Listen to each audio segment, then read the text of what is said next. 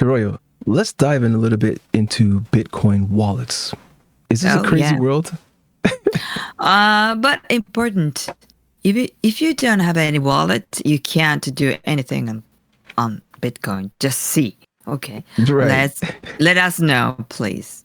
Let us know what you could do without a wallet. Okay, super simple. A lot of these wallets function the exact same way. The differences are some of them are desktop wallets where it's only on a desktop or a mobile computer, and others work only through mobile, like a phone or a tablet. Okay? You can choose whatever's best for you. Maybe even both. As a matter of fact, the two of us have many wallets from different wallet providers. Right. Yes. And then within each wallet, we have multiple accounts. So I'm just letting you know, just relax. You might have a physical device. You may have one that is actually a browser one of wallet that works as a browser extension. You may have a standalone desktop application wallet as well. And you, of course, like I said, may have a mobile wallet. And the mobile wallet may also have a browser version as well that you can use on your desktop. So don't want to get too complicated, but one of the major ones would be Sparrow. It's a great wallet, has lots of functionality. And if you want to download it, it's so simple. You choose the version that fits your desktop computer. That's it. It's simple. But if you want to go mobile, we might look at something like Xverse. There are many others. There's Unisat, there's Leather, there are Magic Eden wallet. There are so many wallets, OKX wallet, but we're showing these two specifically because they may be simplest to use for the average person, but they're also solid wallets at the same time. What you need to know when you're diving in is a seed phrase. Hiroyo, tell us something about seed phrases. Oh, this is kind of important phrases. Usually the wallet has 12 seed phrase. What is seed phrase? It is 12 words to create with, right? Okay, so 12 words or 24 words typically. Oh, yeah. And what this is, it's essentially the code, the access to your wallet.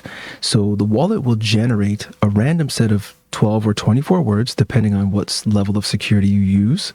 Sometimes it will default to 12 or 24, and you don't really have a choice. But, you choose what you want, if you can, depending on the wallet. And it's going to give you these words at random. And I'm showing you right now various words that can appear in your list. Now, this seed phrase is often referred to as a mnemonic seed phrase.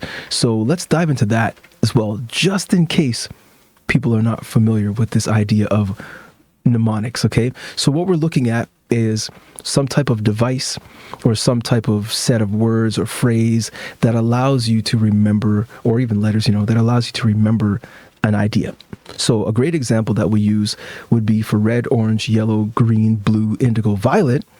We use Roy G. Biv, or if you don't remember the letters of some type of passcode as an example, you could turn that into a rhyme or into a song or into some other theme that is more memorable to you, right? So simply speaking, a mnemonic seed phrase is the same way.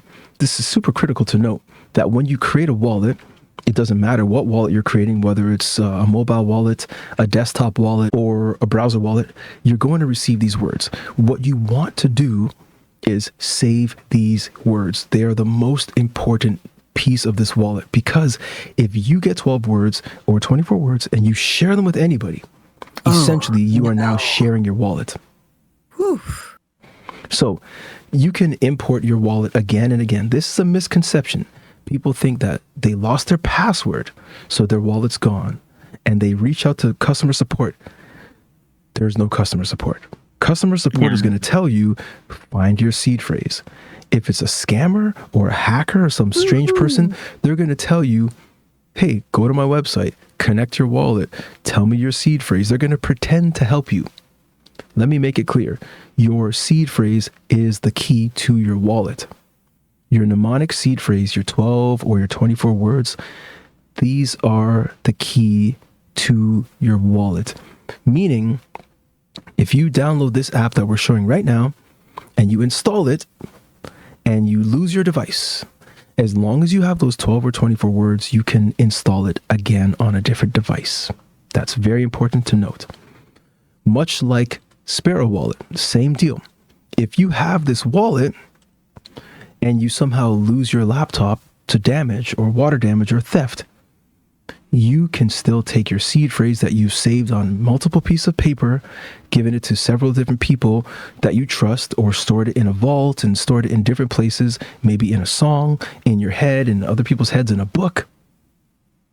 Then you can import the wallet again. So this is simple, super critical to know. Now, these words, these seed phrase words, these words are essentially chosen at random. And the first 4 letters are never the same, no matter what the word is. Sometimes it's only a 3-letter word, but if it's more than 3, you'll notice that the first 4 letters essentially never repeat. So essentially, you don't have to necessarily write down the word, as an example, rebuild. There's no other word that has REBU in it. So you won't have to write down rebuild. And I say that because some apps or some wallets don't even allow you to save the full characters. Hiroyo, let us know how we can use AI. What type of prompt would you type into your AI to say, hey, I'm not familiar with Bitcoin wallets. Like just as simple words, how can I install my wallet onto my computer or web browsers? Yeah. And then AI will help you. And then if you don't understand each words, sometimes you are not familiar with the words in the wallet or even the site to download the wallet, you can ask everything AI. But don't share the seed phrase, I think, to even AI. Well, yeah, I definitely would not share my seed phrase with the AI for sure.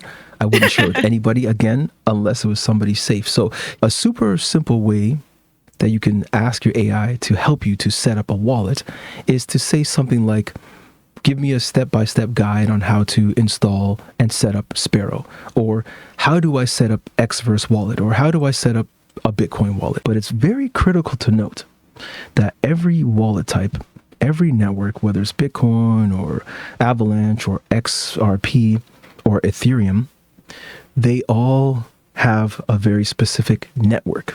This means that you could send Bitcoin to somebody on multiple networks. But if you're using specifically a Bitcoin wallet, you're only going to be able to send on Bitcoin. I know that's a little complicated, but at the same time, it is relevant for those who are actually looking to move faster.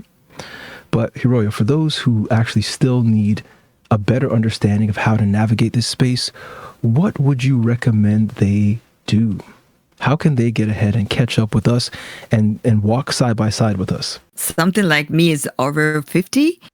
That's important to ask something or to know simply or slowly. That's with us is the best. In the description, you will find the link to join us.